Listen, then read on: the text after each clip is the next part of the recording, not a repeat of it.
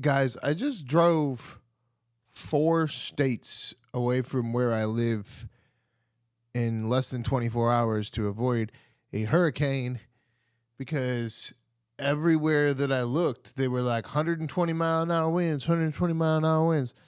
And like, yeah, they're showing some destruction, so there was some craziness and stuff, but that was just the coast. And now I'm in Houston. And, yeah, gotta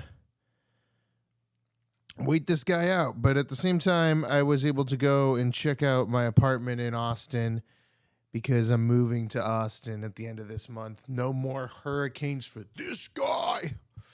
And then I got this sweet, Texas t-shirt. Like, hey, I'm Mr. fucking Captain Texas now. I'm Alex R. Wagner. I think we're what? What are we? Let's see what ChatGPT says. Hey, yo. ChatGPT, how many days from the election are we?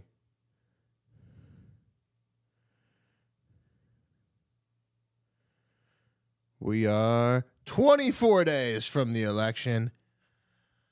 I'm Alex R. Wagner. We are 24 days from the election, and this is a super extended, awesome, on the road Houston, Texas edition in a Best Western hotel room version of No News is News, episode 36. All right, everybody. The hurricane hit. It did all the damage and stuff, but up first, we have to address the misinformation. I'm not sure what misinformation, but we got the governor of Florida, and he is taking questions from the press, and the press is like, misinformation. And this is what Ron DeSantis has to say to anybody listening to dumb things on Twitter. So obviously the storm is very dangerous, and you've been pushing for evacuations and whatnot. There's also misinformation out there that I think even a member of your team has tried to dispel online. I know the FEMA administrator brought up other reports of misinformation. I just want to know your thoughts. What specific misinformation are you talking? There was one. There was one tweet that was telling people not to evacuate because there was some collusion between FEMA and a security team that wouldn't let people back into their homes. That was obviously. Guys, listen. I think most people are wise to this. We live in an era where if you put out crap online, you can get a lot of people to share it, and you can monetize that. That's just the way it is. But if you're hearing something that's just outrageous, just know, in the state of Florida, none of that stuff would ever fly. So you don't have to worry about that. FEMA is not leading this show. We are leading this show here in the state of Florida. We're marshaling whatever assets are available to us. We're leveraging that. But certainly with people evacuating, in my executive order, I put in on Saturday that the default is you have a right to immediately return to your home following the storm. Now, there may be some circumstances that are not usual, but I mean, if a bridge is about to collapse, if there's real massive hazards, if there's active rescues going on, but the default is you get back. You can't just say, oh, we're just going to keep people off for 48 hours because we think it'll be easier to clean up debris. No. This is your private property. This is your home. You have a right to go back. And then we had Trump on stage that night. Hey, keep Florida in your prayers, right? Here's Trump talking about Florida. Before we begin, I want to send our prayers to the people of Florida getting hit just about now. In a little while, you're going to see a hurricane like we haven't seen in a long time, as well as all of the people still recovering from Hurricane Helene. So we have North Carolina has been hit very hard, and this administration has not done a proper job at all. I left. I fled. I'm no Floridian. I'm out. And I now live in Texas. Officially. We're done. We're done here. We're done. Still going to vote in Florida. Still have an address in Florida. Still living in Florida until the end of this month. But going to be in Texas starting November 1st in Austin. And then we had the Joe Biden, Mr. President Joe Biden, and he's going to talk about stopping the disinformation from the hurricane. But now I want to be clear about something. For the last few weeks, there's been a reckless, irresponsible, and relentless promotion of disinformation and outright lies that are disturbing people. It's undermining confidence in the incredible rescue and recovery work that has already been taken and will continue to be taken. And it's harmful to those who need help the most. There's simply no place for this to happen. Former President Trump has led the onslaught of lies. Assertions have been made that property is being confiscated. That's simply not true. They're saying people impacted by these storms will receive $750 in cash and no more. That's simply not true. They're saying the money is needed for this crisis is being diverted to migrants. What a ridiculous thing to say. It's not true. Now the claims are getting even more bizarre. Congresswoman Marjorie Taylor Greene, a congresswoman from Georgia, is now saying the federal government is literally controlling the weather. We're controlling the weather. It's beyond ridiculous. It's got to stop. In moments like this, there are no red or blue states. There's one United States of America, where neighbors are helping neighbors. Volunteers and first responders are risking everything, including their own lives, to help their fellow Americans. And then here's Joe Biden later throwing a fit and saying that he will not talk to Trump before going into his hole and probably never being seen ever again. I love how he just kind of just disappears. You guys take responsibility for him. Bye. Have you spoken before President Trump at all? Are you kidding me? Mr. President Trump, former President Trump, get a life, man. Help these people. Will you hold him accountable? You said you were going to hold those accountable. Public will hold them accountable. You better than the press hold them accountable because you know the truth. Do you plan to speak with former President Trump? No. The weirdest part of the hurricane announcements came from Joe Biden himself, the start of his hurricane announcement. Because he's at some like weird tiny desk and they have like, I don't know, is it an extra behind him? Like, what is this? Why is he not just at the White House? In less than 14 hours, Hurricane Milton will make landfall on the western coast of Florida. Winds will be fierce at well over 100 miles per hour, with storm surges reaching up to 15 feet and up to 18 inches of rain. It's looking like the storm of the century. I'm here with leaders of my administration who are in the front lines preparing for this storm and will brief me in our latest efforts. To save lives and livelihoods, I want to emphasize a few things. First, many communities in Hurricane Milton's path do not have a moment to catch their breath between Helene and Milton. Two historic storms in 2 weeks. Why did they build some room and then they didn't even build a room to like look like the other room? They're just like, this isn't the Oval Office, this is just stage, but here's Joe Biden at a tiny desk at a stage, and then there's going to be some weird white lady behind him for no reason. I don't know, addressing the... It's the strangest thing I've ever seen, honestly. And meanwhile, Captain Disinformation, or, you know, oh my God, Donald Trump's the worst or whatever, right? Donald Trump opened up Mar-a-Lago to linemen to stay there for free overnight that were helping with the hurricane. So, yeah. Joshua Hasu. Keith Wells. Cody Johnson? Yep. Ben Williams. Kyle Erickson. William? Kyle. You won the lottery. You won the lottery. You get a golden toilet. You get a golden toilet. Next up, we got some destruction. The destruction, and in the destruction of the hurricane, they tore the roof off of a baseball stadium. But my question is, why does a baseball stadium in a southern state have a roof? And Ryan, I understand you're standing on top of a roof right now. I'm actually standing on top of the 6th floor of my own apartment complex, which looks directly behind me at the home of the Tampa Bay Rays, Tropicana Field. And Max mentioned the wind speeds. We actually had the second highest recorded wind speeds from this storm here in St. Pete, topping out at about 100 miles per hour. And it did a number on the home of the Rays here at Tropicana Field. I mean, look at the roof of the dome here behind me, ripped to shreds from Hurricane Milton's ferocious winds that came through last night. Like, what, we got air conditioned this shit? Like, y'all need to play. Like, it's summertime. Yes, it rains. Deal with it. It's baseball. I think that was weather, like, fighting back. It was like, why do you have a roof in Florida inside for baseball? No, we're not doing that anymore. Here's Floridians reacting to tornadoes. They're just, like, filming them, standing right next to them, like, walking up to them. I think it's a grizzly bear, just like, oh, whatever, it's just tornado, whatever. Oh, I saw one. Look at that bit. God. See it?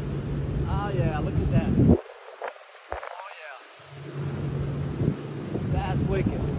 First time I've seen one in a long time since it's been out of Colorado. So, like, I don't know. You just go inside when there's a tornado. And, sometimes you stay home, you hunker down, and then a car comes flying through your house.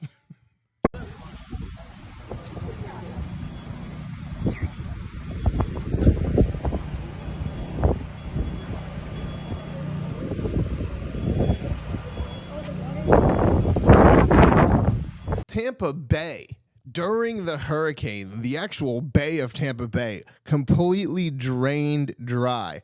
All of the water sucked up by the actual massive hurricane that was Milton. So this is Tampa Bay. Look at this. All the water has run out of the bay. We just walked over here. Luis is shooting. We're along Bayshore Boulevard. Hopefully you can hear me. The water is gone, so it has been sucked out by Milton, which we suspected was going to happen. Our light's not bright enough to see how far out it goes, but I don't see any for as far as I can see. Fort Myers turned into Italy. It's like, it's now Venice or whatever. Like, you just like doing is it Florence? I don't know. Whatever. The one with the moats and the boats and the stuff. This is, Fort Myers no longer a city.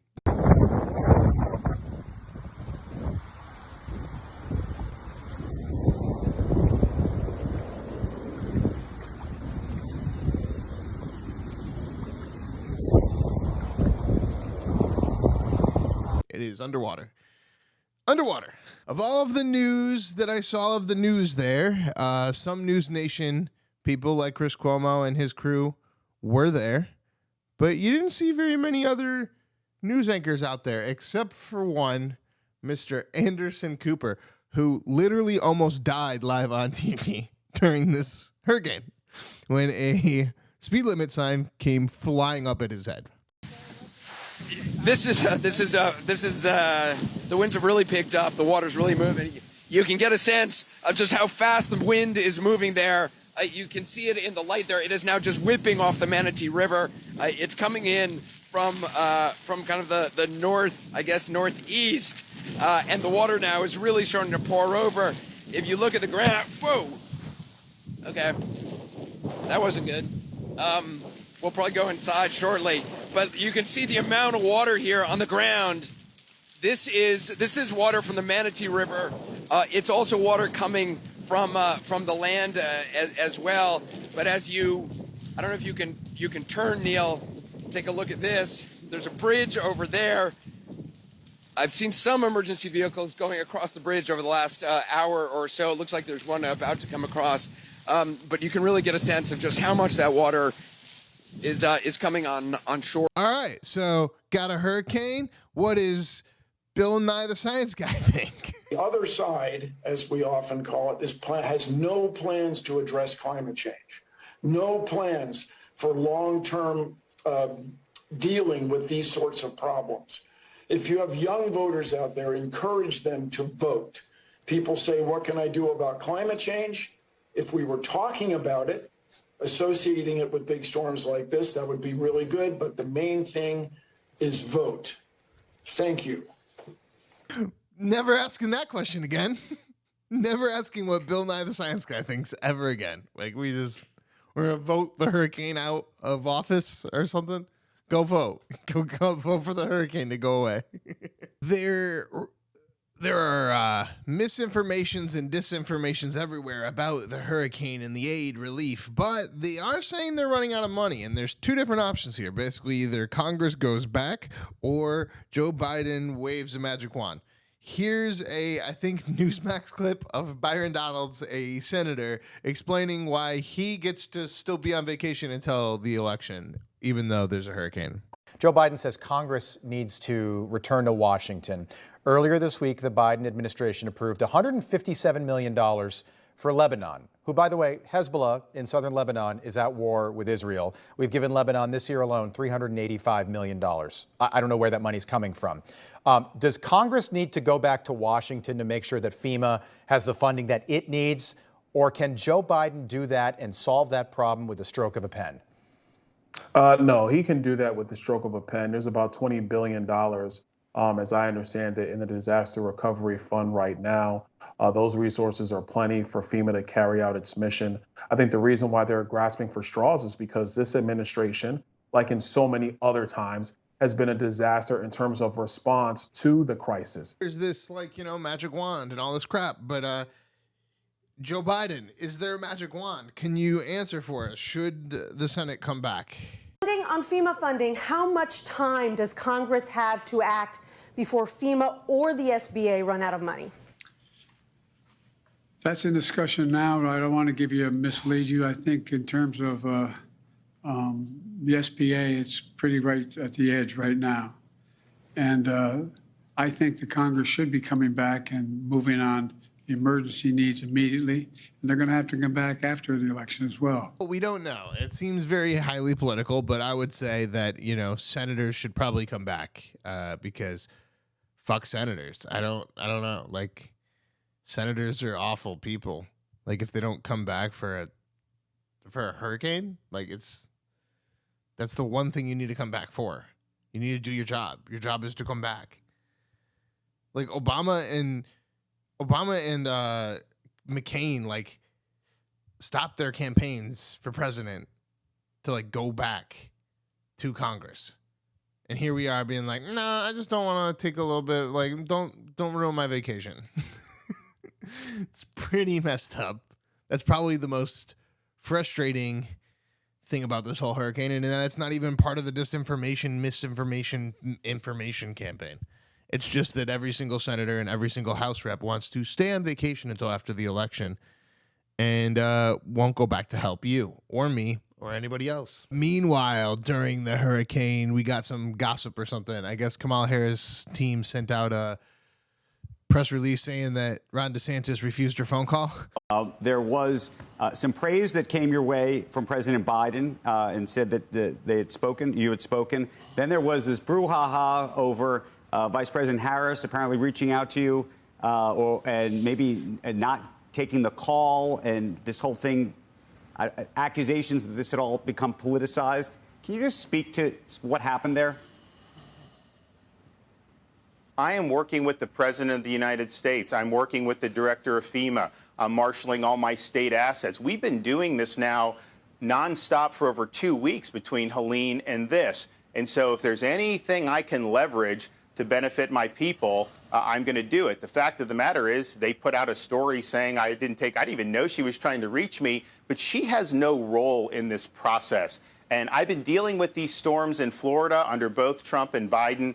Neither of them ever politicized it. And in fact, all the storms I've dealt with under this administration, although I've worked well with the president, she has never called in Florida. She has never offered any support. So what she's doing is she's trying to inject herself into this because of her political campaign. So as the governor here who's leading this, I don't have time for those games. I don't care about her campaign. Obviously, I'm not a supporter of hers, but she has no role in this process. And so I'm working with the people I need to be working with. We're leveraging the resources I need to be leveraging. And for her to try to say that my focus should be on catering to her rather than worrying about my own people just shows she doesn't understand what it means to respond to these natural disasters.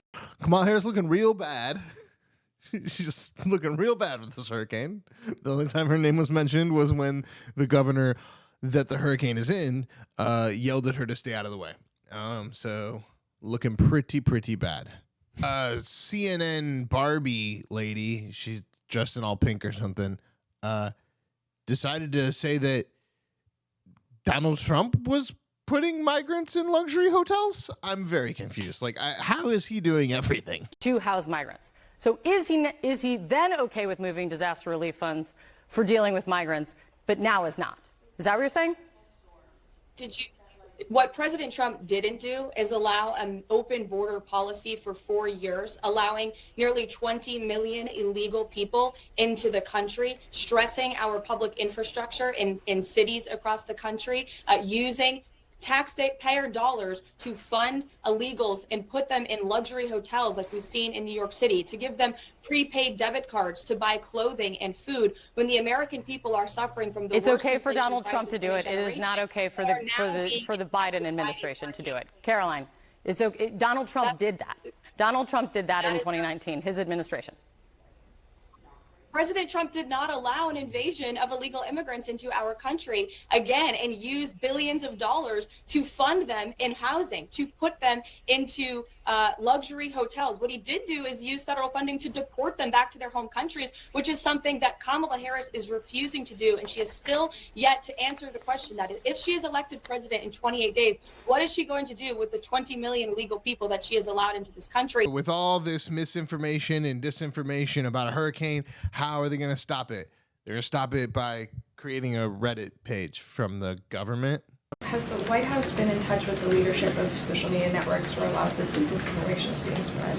So obviously, as we have stated, and the president was very clear yesterday about misinformation, disinformation, and how dangerous it is, especially right now when he was speaking at the time, when we were dealing and trying to respond to disasters and preparing at the time when he was responding. So we have made, certainly been in touch with trusted online publishers, influencers, other trusted messengers to meet people where they are, and that's what we have been trying to do, be on those platforms, those traditional media outlets as well, to be very clear about making sure they have the accurate information. And so that is one of the reasons earlier this week the White House launched the Reddit, the first Reddit account, to ensure that even more people, we can meet more people where they are, so we can make sure that we have that accurate information. And honestly, it's very dangerous because, the DHS secretary already said that people are so dumb that they're just in Florida and they're refusing aid because they think that, FEMA is stopping them from aid or something. And this is important because there has been fear that this misinformation would be detrimental to those who are affected. And you're saying you are seeing evidence that these rumors are setting in and people are not seeking the aid that is available to them because of these false rumors? That is indeed the case, Kate, and I will tell you another negative impact of this deliberately false information. It is demoralizing to the men and women at the federal level, at the state and local level, who are actually risking their lives to save others and to bring much needed relief to those who need it. What? My brain's going to explode with what? All right, and now on to our next story. Our second big story, the number one big issue in the election, the economy. So what's going on with the economy? How are we going to fix the economy? Who's here for the economy? Why will we vote the way we vote with the economy? Here is Governor Glenn Youngkin on some money channel explaining why we care about economy as Americans. You had a career in the private sector, and I think you have a pretty good feel, even in Virginia, for what works to try to grow the economy. Yeah. Can you, in your view, summarize what this election looks like? Well, at the end of the day, the top issue by far, I mean, by a huge margin, is the economy. And the reality for Americans and Virginians is the last 3.5 years has been rough. There's been unprecedented inflation like we haven't seen in 40 years. And that has translated into real challenges where Virginians and Americans are living paycheck to paycheck. Listen, over the last year, over 500,000 Americans have had to take on a second job in order to make ends meet. We still have not seen a return to the labor participation figures that we saw pre-pandemic, and we actually saw an employment increase. And so at the end of the day, this is about jobs, this is about economic confidence, and this is about Americans feeling like their government, and particularly their federal government, is going to deliver for them. So, Donald Trump, how are you going to make us feel better about the economy? Well, he's going to do something amazing. I mean, I'm going to let him say it himself, but like, the man invented a new version of the paperclip, and it is this tax deduction on cars. Today, I am also announcing that as part of our tax cuts, we will make interest on car loans fully deductible.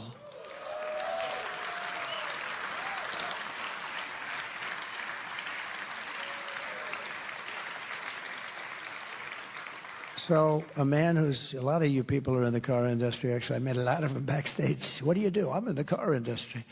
But a lot of them, and I told him about it. He's a very knowledgeable person. He said, here's a guy, he's done it all his life. He's sitting right over there. I don't want to embarrass him.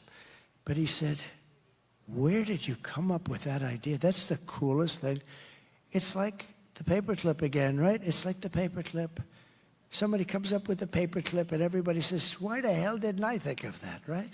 Donald Trump is inventing the new version of the paperclip, a.k.a. getting rid of or making interest payments on car loans tax deductible. I mean, I appreciate that. I think that a lot of people appreciate that. But okay, the paperclip and stuff. Anyway, Kamala Harris, how are you going to solve the economy? So my question is as follows. What are you going to do to help the middle class so that the cost of living does not destroy us? Thank you for the question. And your point, listen, I know prices are too high still. You know prices are too high still. And we have to deal with it. Oh, we should deal with it. We're just gonna deal with it. That's the answer. Okay. Tim Walz, do you want to step in here and let's talk about the economy. That is the top issue for voters out there. 74% of voters said the past year they've had to cut back on groceries because of the rising costs, of course. And a lot of those voters, they're concerned that they cast their vote for Kamala Harris, but she's responsible for that. Yeah. So how do you reach those voters? What do you say to those voters who may blame her for the economy right now? Yeah, folks in the middle. Well, we talk to them about what are the policies that are going to make a difference. And we see some of the data, but data doesn't impact people in their daily lives. Oh, just more deal with it. Got it. More deal with it. All right, cool. Deal with it. Kamala Harris at this town hall with all of the Latinos, and no one clearly vetted these people, because the next question comes from. My name is Martha. I'm 62 years old and currently homeless. In 2020, I had a heart attack. Then I got diagnosed with long COVID, which will disable me for the rest of my life. Yeah. I lost my job, my income. I had no choice but to apply for Social Security disability. It's been 3 years. I've been waiting for a decision. Because of no income, I lost everything. I have no health insurance. I can't get medical treatment that I need. And my question for you is, how will you help the disabled people so that they can get insurance and make America great again? The best part of that question was how are you going to make America great again? And Tim Walz, one last thing. He's going to explain to us how grocery prices are part of a deeper conspiracy about bird flu eggs or something. Go into the grocery store and you see false information, whether it's bird flu impacting eggs. But the reality for most people is if those costs are up, they want to know what you're going to do about it. And now for the wild part of our show, the election. The election of 2022. We're going to start with Donald Trump, because Donald Trump is always king here. He's the king of the castle around these parts. And, well, actually, first, oh, no. First, I have to show you guys. There is this clip. Okay, Donna Brazile and Pubis or whatever. Basically, the two people that ran the Republican and the Democrats, and they both went to prison. They're both criminals, and they're now both on ABC yelling at each other about how they're not the worst guy. Do not go out there and blame immigrants or migrants. That is the rhetoric we hear every day. And if you cannot... You cannot say that Joe Biden won this election. Joe Biden won the election. Then you should not. The show is not a monologue. No, but it is the fact of the matter it's not is the lies. People have it's the different floodgate of opinions, lies. Okay? And the fact of the matter is, this is a former president and a son that, number one, came extremely close to losing his life and losing his father. Okay? He's been called a threat to democracy from the very beginning. They got rid of a sitting president to fulfill their message that he's a threat to democracy. And in order to save this country, they had a sitting president step down, put in a vice president in the summer. This is how they feel about it, and this is how everyone on the Democratic Party feels about it.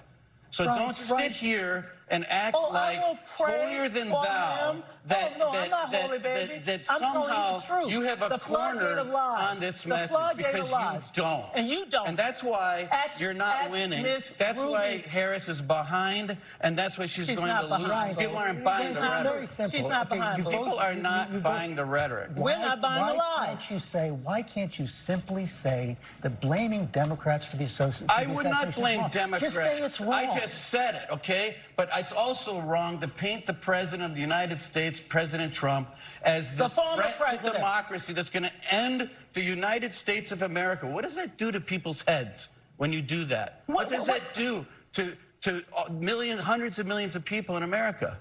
What does that do has to an legal effect, immigrants? guys. What Wake does it up. do to legal immigrants when you know you're lying? What does it do to kids who are trying to go to school? The President of the United States practically getting killed. And okay? we all condemn that. You're hitting 20 different topics. The Democrats condemn that. But the lies, the floodgate of lies must stop. What lies? Like that President Trump's going to monitor women's pregnancies? Oh, well. Oh, that's Project 2025. Has nothing to do with President Trump. But you know what? It's a good talking point for the Democrats, so they keep saying it. They lie all the time. Oh, wow. But I gotta agree with the Republican on this one. This is crazy. Like they turn it up too much, and it's not worth it. So Donald Trump went on flagrant, and he's gonna talk about Elon Musk. Can I ask you a question? Getting the word out, right? About Elon specifically. Is he your favorite African American? He's a piece of work, I'll tell you. You know, he's a great guy. Yeah. He's obviously a brilliant guy. Yeah. I mean, when I saw the rocket engines come back, I said, what is that? Like a couple of years ago, you never seen rockets go up and then they crash into the water. Yeah. And I see the engines are coming back, and they're landing. It's unbelievable. They're landing, and they land on a raft in the middle of the ocean someplace with a little dot, and they land right on the top of the spot. And my wife can't parallel park. I know. Most people can't. But that wasn't the best part of flagrant. The best part of this interview has to be when we finally found out that Don Jr. isn't as good as Donald Trump. He's not a saint. But Donald Trump, probably pretty good dad. Pretty good dad. No drugs, no alcohol, no cigarettes. I would say that. Did you say that to Don Jr.? Yeah, Don's a little wild. He's a wild. He can be a little tough. He told me a funny story. Go ahead. Okay. I talked to a bunch of people. I was trying to, prepare for this interview. Right. He told me a funny story. And he said to me, he goes, once he asked if he could have a couple of his friends over for New Year's. Was it New Year? No, it was July 4th. Right. On top of Trump Tower. Right. And you said yes. He's like, I want 5 friends. You're like, okay, I'm out of town. Go for it. He brings 200 people over to Trump Tower. Okay? That's right. Okay. He says that you weren't supposed to be there. You end up showing up. You hear some noise upstairs. You come up. You go, what the fuck is everybody doing here? Get the hell out of my house. He said he cleaned for the next 36 hours. And he said, to this day, you have never brought up that it even happened. And he said, I'm starting to believe it might not have happened. So He said can you give him closure? No, it happened. No, I can never give closure. you can never forget. And Trump on stage saying he's going to do a big, giant play at Madison Square Gardens. And I'm confused because, like, does he mean like he's going to put on a play at Madison Square Gardens, or that they're going to do a play for New York? Like, they're going to, like, actually try to get New York in the election. I don't know if they're doing a real play or if they're just making a play at the election. Either way, confirming Madison Square Garden, Donald Trump. Big ones coming. We have some very big ones coming. We just rented Madison Square Garden. We're going to make a play. We're going to make a play for New York. Hasn't been done in a long time. It hasn't been done in many decades, but we're going to make, how could New York be run worse than it is, right? With all the problem, everything is corrupt in New York, and we're going to make a play. And in the Flagrant podcast, Donald Trump just starts spitting fire jokes about Joe Biden, and it seems like your old grandfather when he tells that joke that you've heard 100 times, but this time it's in front of your friends. Over the last week, I have to, well, we talk about funny or sad. I think it's more sad than funny. Yeah. He has one ability I don't have. Yeah. He sleeps. He can sleep.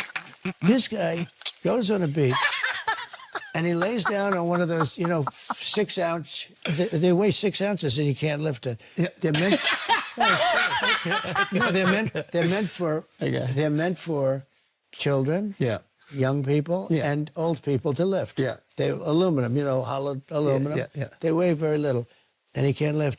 And somebody convinced him he looks good in a bathing suit. And when you're 82, typically bathing suits aren't going to make you look great. You're not going to be enhanced. Yeah. All right? It's just one of those things. I can't be sure about that, but typically you don't. Depends what he's packing. He could. I don't know what the hell he's packing, but I don't want to, and I don't want to know either. I don't know, but he has an ability to fall asleep while on camera. He can lie down on one of those things, and in minutes, he's stone cold out. How does he do it? And he's got cameras because he's the president, so they have cameras on him. Yeah. And then they show him sleeping on the beach. Yeah. You'll never see me sleeping in front of camera. Later on, Donald Trump roasts Whoopi Goldberg. He gets really mad that Kamala Harris talked to Whoopi Goldberg, so he's like, I'm going to take down Whoopi Goldberg after I get done taking down Joe Biden. I watched the way they asked questions of Kamala yesterday. Howard Stern, he's a weak guy. He's weak. He's going, what about, It was so ridiculous. Even she was embarrassed. It was like softball. But all of them. Howard, I knew him very well. I was on the show many times. I used to think he was good. Then I dropped him. And I dropped him like a dog. And his ratings are very challenged. Very challenged. But I watched the questions. I watched that stupid View where you have these really dumb people. Whoopi Goldberg said, would you participate in a movie? She made some movie on basketball. This was before I ran for politics. She said, oh, you're so great. If you ever ran for president, you'd win. This is Whoopi Goldberg. You don't hear that? She said, I'm making a movie. Would you be in it? I said, in what capacity? Just a walk-on. You're so great. Would you do I did a walk-on for Whoopi Goldberg. Now she says, I refuse to mention his name. You know what? Politics can do strange things to demented people. Now, I've hired Whoopi to work for me as a comedian before this stuff, and a long time ago. And I went, and, I'm not particularly shy about what I hear. Her mouth was so foul, every word out of her mouth was like the F word, that this. I was with a group of people, like sort of nice people, and we had to leave. She was so filthy dirty, disgusting, half the place left. I said I'd never hire her again. But she was so dirty. Every word was filthy dirty. And I left. And then I see her sitting about, Whoopi, oh, what a loser she is. But I watched the way they ask questions. And it's like, they're on the same, they're partners in this crime that's being committed. And then Donald Trump takes down Kamala Harris on the 60 Minutes conspiracy theory scandal thing or whatever, that they edited the interview, but then they didn't edit the interview because, like, if they did edit the interview, maybe they edited it for, like, their audience, but, like, they still showed us the footage because that's the only way that we discovered that they edited the interview. So they did show us it. So I don't know. Other big news is the fraud committed by 60 Minutes and CBS, together with the Democrat Party, working together with them, which will go down as the single biggest scandal in broadcast history, I predict. It's a big story. I don't know if you've seen it yet. Happened. They learned about it yesterday evening. The real answer of Kamala was very crazy or dumb. Nobody knows what, but it was bad. So they actually replaced it. Think of this. They've never done that for me. They actually replaced it with another answer having nothing to do with what she said before. And the one big worry that people have had is that Donald Trump is not going to win the women's vote, and that societally we're driving further and further apart in our divisions as men and women, and we're getting a women's only party and a men's only party. Donald Trump is going to reassure us that the women are on his side, and I don't know that I believe him. No, the country can't take it. I don't want to be nasty. Somebody said to me, one of my people, a nice person, staff person, said, "Sir, please, don't call her dumb. The women won't like it. The women want to see our country come back. They don't care."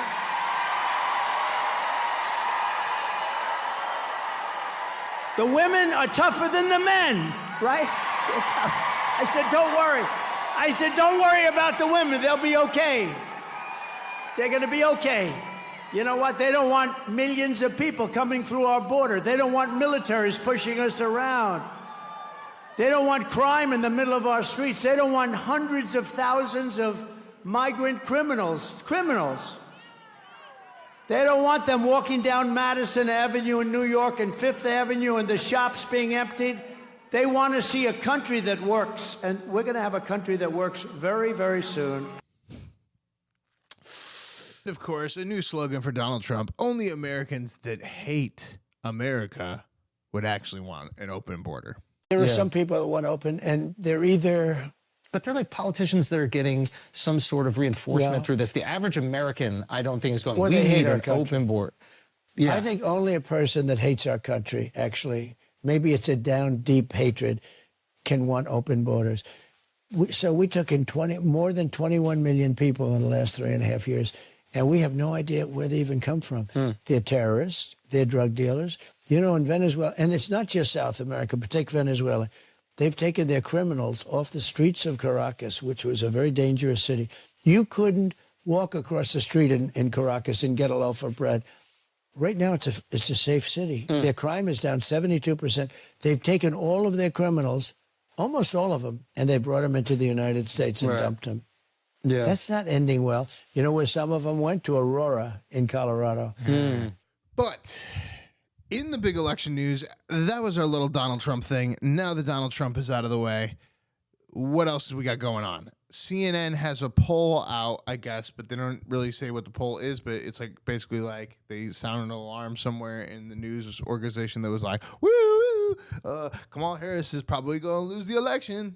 We were just joking here at the table that anxious Democrats happen on a day that ends in Y, but this is something that perhaps is warranted given the data that they're seeing. Explain your great reporting. Yeah, look, that's exactly right, Dana. And this has been a campaign that was described by multiple Democrats, allies, aides, to the vice president as a good vibes campaign. But what's also creeping in now is that anxiety. The reason for that is because these polls are not really moving. Despite multiple battleground blitzes, despite the opportunities she has had across media outlets, there is still not a lot of movement from voters who are moving more towards her versus former President Donald Trump. In fact, I had one source describe it to me this way, quote, people are nervous. They know the polls are tight. And a lot of us are having these flashbacks to 2016, too. I mean, I really wouldn't cut to this guy in any other circumstance, but I find this theory incredibly hilarious. Here is Newt Gingrich, thinking that Joe Biden is throwing Kamala under the bus so that she does lose the election. My guess is that we're in the early stages of watching her collapse, and that given the objective, larger realities that surround her. One last comment, which I know you wrote me back about today. My hunch as a historian and occasional novelist is that sometime in the last 2 weeks, Joe and Jill looked at each other and thought, wouldn't it be a great legacy if Joe's the only guy ever to beat Trump? And I think the stuff he's done to undermine her in the last 10 days is pretty amazing, and I don't think it's an accident. Kamala Harris needs to reintroduce herself to the people and stuff. So here's them explaining how she needs to do that. Reason why you see Kamala Harris's campaign going on this media blitz is clearly they're seeing something in their polling, which is probably what we're seeing in our polling, that Kamala Harris is starting to drop off. And there are key groups they're looking saying Kamala Harris is not ready for prime time. And whether that be with younger men, whether that be with Latinos, whether that be with union workers, there are so many different groups that are looking and saying that. So what they're trying to do is change it up. And they're trying to now, with only a month to go, try to reintroduce Kamala Harris to the American public. Here's the problem. About 3 months ago, Kamala Harris was widely viewed as the worst vice president in U.S. history. Then everyone got behind her as she pushed out Joe Biden. And now, as we head toward the final days here, when Kamala Harris does one of these interviews, like we saw with The View, asked a very simple question from Sunny Hostin, is there anything over the past 4 years that you would do different? And Kamala Harris thought about it for a moment and goes, no, nothing comes to mind. Nothing about the border, nothing about inflation, nothing about the missing 325,000 kids or Afghanistan. It is a nightmare for them. Right. So now she's going to go and do that by doing all of these different things in public, which is probably just not really good because she's not good at being a human being. But up first, 60 Minutes, first question. You're the biggest flip-flopper of all time. Answer, please.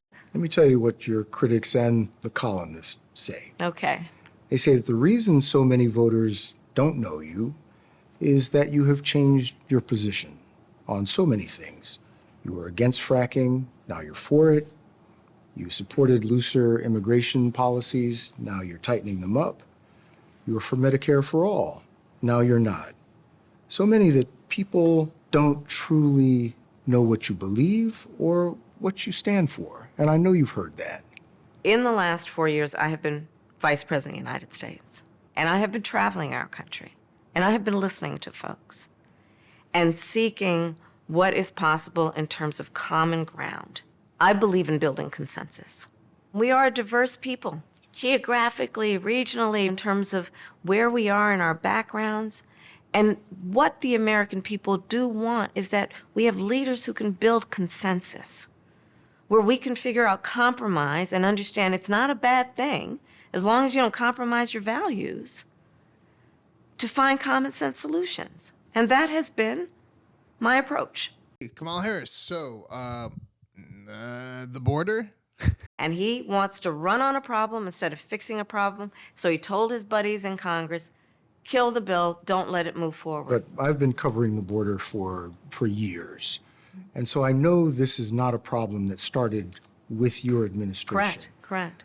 But there was an historic flood of undocumented immigrants coming across the border the first 3 years of your administration. As a matter of fact, arrivals quadrupled from the last year of President Trump. Was it a mistake to loosen the immigration policies as much as you did? It's a long-standing problem. And solutions are at hand. And from day one, literally, we have been offering solutions. What I was asking was it a mistake to kind of allow that flood to happen in the first place? I think the policies that we have been proposing are about fixing a problem, not promoting a problem. Okay? But the numbers did quadruple. And the numbers today, watch. because of what we have done, we have cut the flow of illegal immigration by half. But should you have done cut that? the Should flow you have of done that? fentanyl by half, but we need Congress to be able to act to actually fix the problem. Kamala Harris then stopped by Stephen Colbert, where Stephen Colbert said, "Hey, what have you done differently?" And she, for a second time in a row, said, "Nothing." Of course. Polling shows that a lot of people, especially independent voters, really want this to be a change election. And that they tend to break for you in terms of thinking about change. You are a member of the President's administration.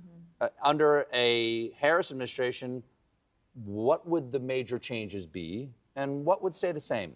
Sure. Well, I mean, I'm obviously not Joe Biden. I noticed. And so that would be one change in terms of...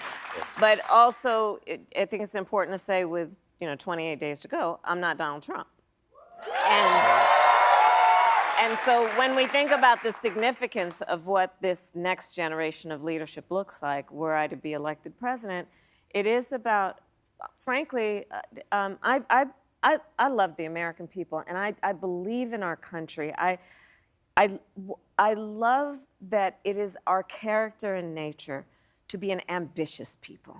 We have aspirations, we have dreams, we have incredible work ethic, and I just believe that we can create and build upon the success we've achieved in a way that we continue to grow opportunity, and in that way grow the strength of our nation.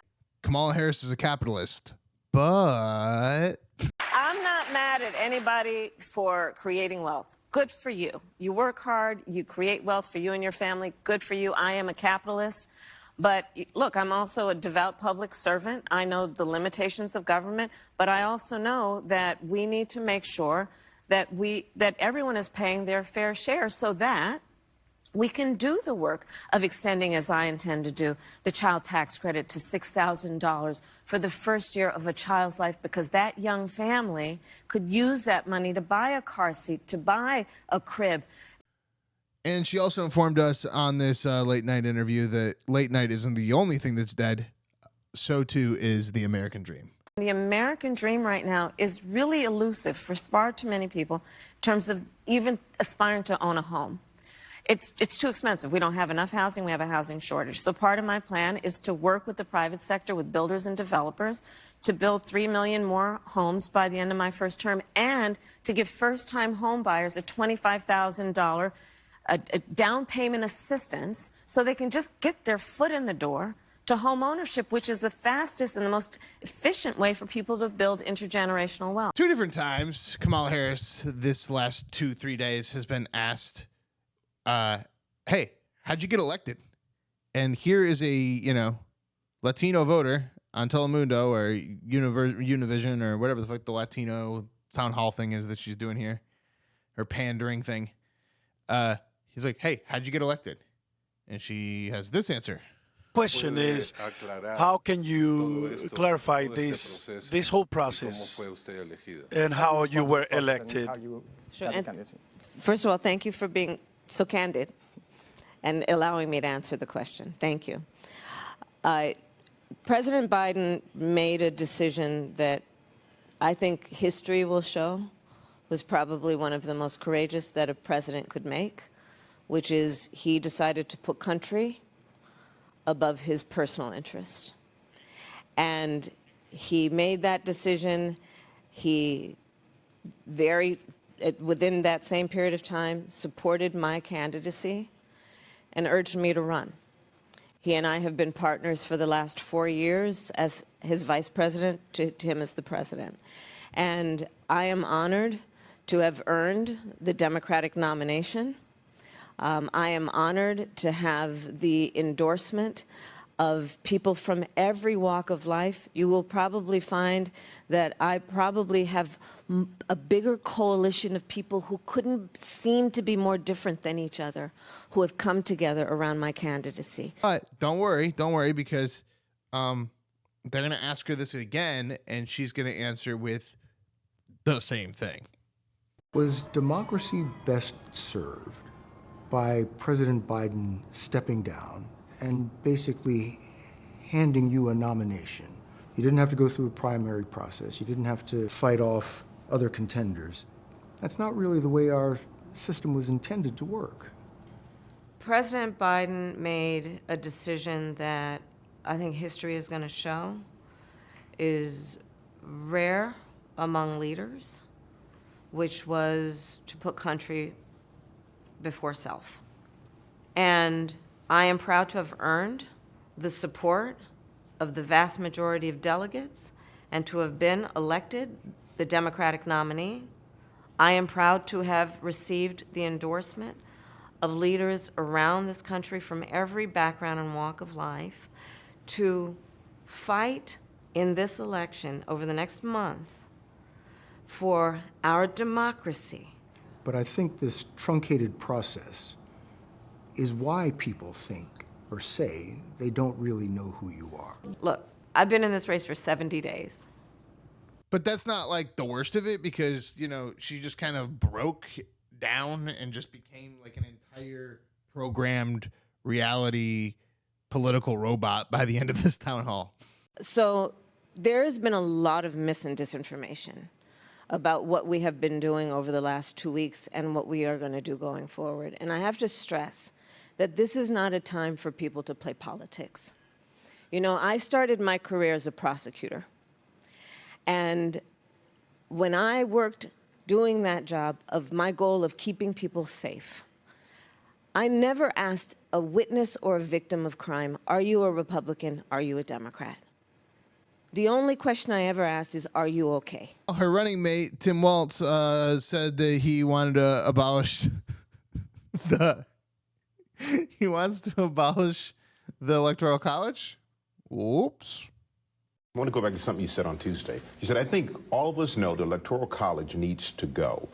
But the campaign came out later that night, and they said that's not their stance. Yeah. Well, it's not the campaign's position. And the point I'm trying to make is that there's folks that feel every vote must count in every state. Mm-hmm. And I think some of folks feel that's not the case. Our campaign does that. And the point I'm saying is I'm in 5 states in 2 days. We're out there making the case that the campaign's position is clear, that that's not their position.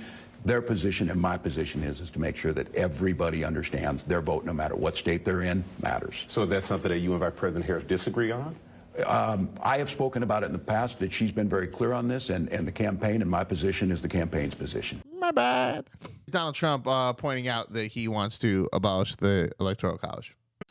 And yesterday, Tampa and Tim said they want to abolish the Electoral College, taking away all electoral power basically from the voters of places like Pennsylvania. Tim and Comrade Kamala are really a true threat. They are a true threat to democracy. I'm not a threat to democracy. I'm the one that's going to save democracy. This Kansas professor knows exactly why all of the men are going to vote for not Kamala Harris, and it's because they hate women, and we should probably just kill all those men, says this crazy actual professor at Kansas. So, you know, I'm not making threats here, TikTok. No disinformation or hate speech, TikTok. But yeah, this guy definitely doing that. Guys are smarter than girls. You got some serious problems. That's what frustrates me. There are going to be some males in our society that will refuse to vote for a potential female president because they don't think females are smart enough to be president. We could line all those guys up and shoot them. They clearly don't understand the way the world works. Did I say that? Scratch that from the recording. I don't want the deans hearing that I said that. In a classroom setting in America with a paid education. Insane. But don't worry. Kamala Harris is on Stephen Colbert trying out her new Jamaican accent where she's going to talk about empathy and having empathy for others. So you can have empathy for these like incel guys that vote for Trump or whatever. Yeah, man. Right? Have you no empathy, man? You know, for the suffering of other people. Have you no sense of purpose? I guess that Kansas professor didn't get this from himself or whatever. He actually got it from a radical person named Obama. Obama thinks that black men are not going to vote for Kamala Harris because they are not voting for women or something. Here's Obama literally falling apart in real time. We have not yet seen the same kinds of energy and turnout in all quarters of our neighborhoods and communities as we saw when I was running. Now, I also want to say that that seems to be more pronounced with the brothers. So if you don't mind, just for a second, I'm going to speak to y'all directly and say that when you have a choice that is this clear, when on the one hand you have somebody who grew up like you, knows you, went to college with you, understands the struggles and pain and joy that comes from those experiences. Who's had to work harder and do more and overcome and achieves the second highest office in the land. But Obama on stage is such a different person, because here he is literally making one of the best points that anyone's made this entire election cycle. Hey, that economy that Donald Trump bragged about, that was actually me. It's like, yeah, okay. Well, then your wife should be running, because she's not. Kamala is. And the reason some people think, wow, I don't know, I remember that economy when he first came in being pretty good. Yeah, it was pretty good, because it was my economy.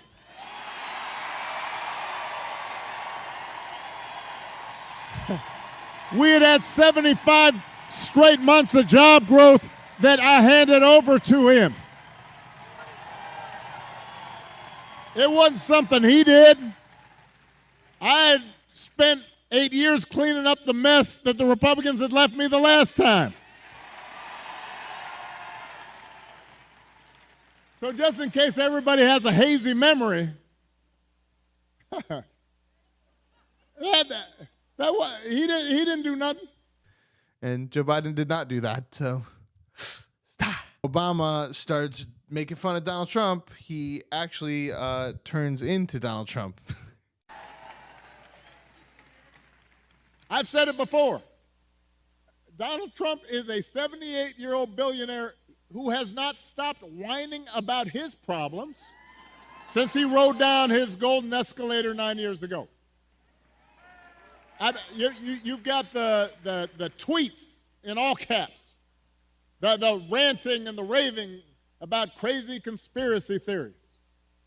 You got the 2-hour speeches, word salad, just, it's like Fidel Castro. Just on and on. Constant attempts to sell you stuff. Who does that? Selling you gold sneakers and $100,000 watch. The reporter from Morning Joe is like, I don't know. I think he's just on crack cocaine or something.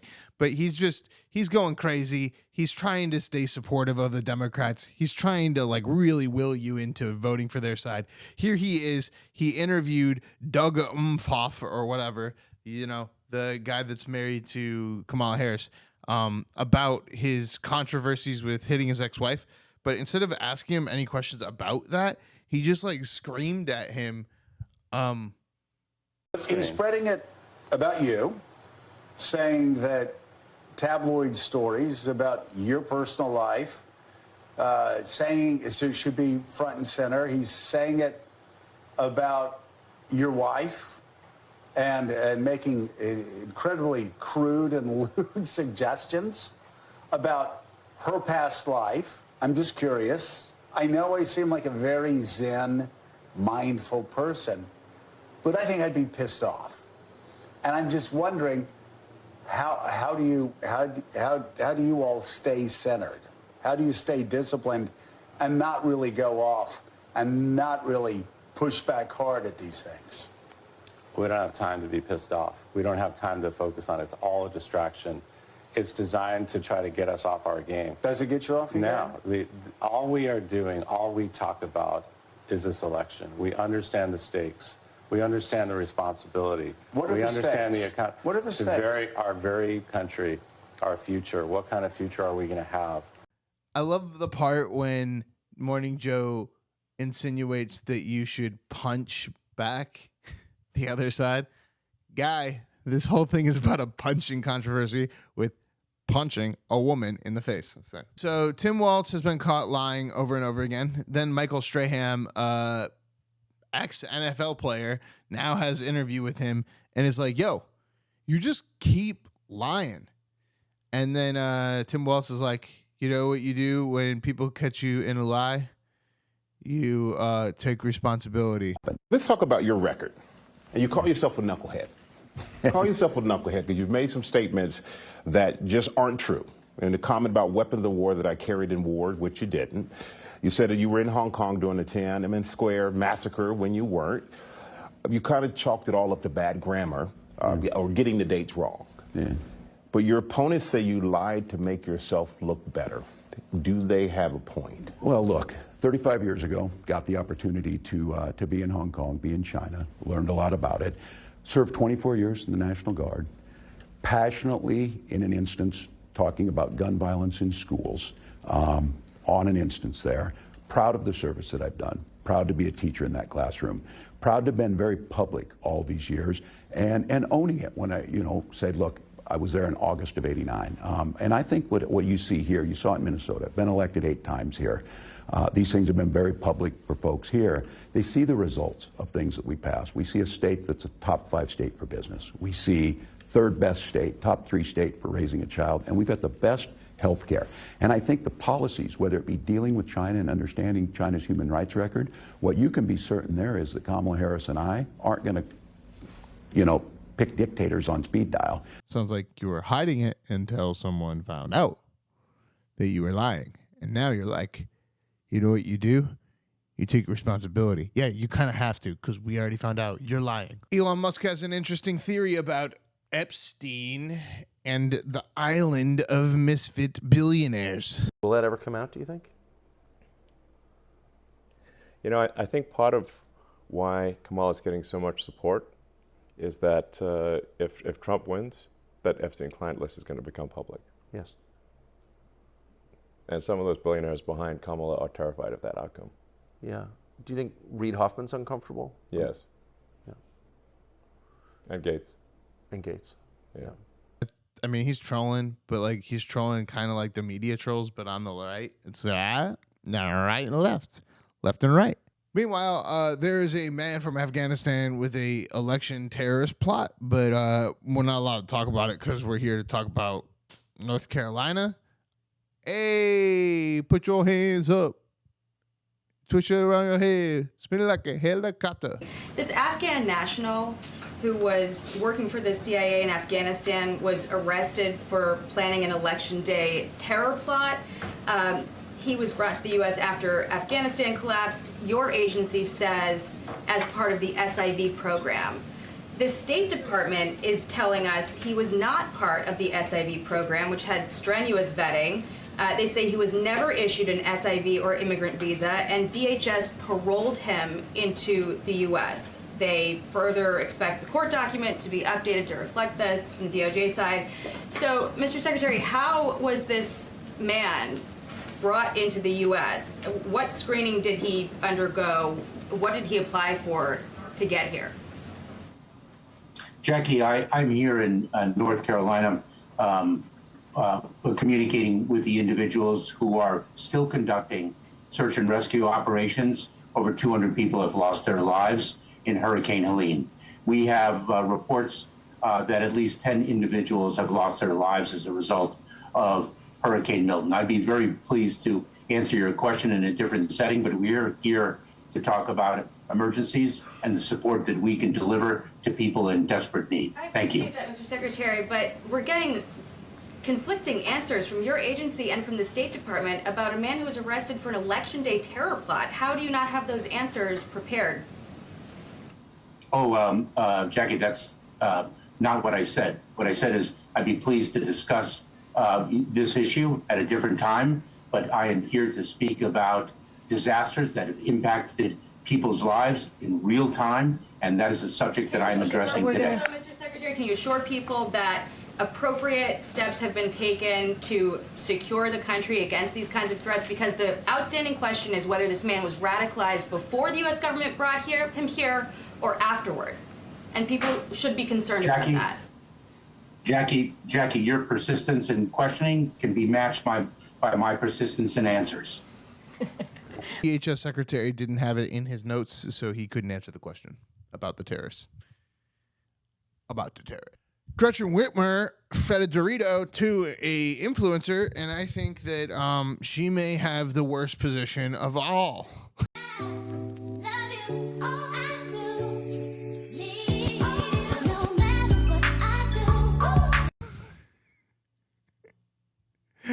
Michigan is not wearing that camo hat too. Michigan is not going blue. She's like, I'm wearing this camo hat because like pretty soon I can just say "Make America Great Again." We can just turn it around because I'm not gonna be here anymore. I would be absolutely shocked if Michigan turns blue. There's a lot of Muslims there. They tend to hate what's going on in the world. Finally, Tim Walz's wife sings a fight song of her school at a meeting or a rally, but the rally was at a book club inside of a library. And all I want you to do is just watch the security guard, because he is every man right now in society just waiting for election day. Now, I'm an English teacher. Some of you, English teachers, yes? Yeah. Are you a Scarlet? Yes. You are? Yeah. When the Scarlet, right? Really? So you know the whole thing. I do. When the Scarlet team comes on the field, we will all stand up and cheer. To the other team we'll never yield, and we won't forget we're here. We will fight for victory and win. We will conquer every foe. When the Scarlet team comes on the field, we will fight for Mankato. Yes. We're very close, people. We're very close. We're a little more than 3 weeks away from the election. I'm Alex R. Wagner. I will probably be back in like 2 or 3 days because I'm going to be driving across country again, but I just overloaded it with all of these videos that you will be seeing right now. And yeah, thanks for joining me for another episode of The News as News. Goodbye.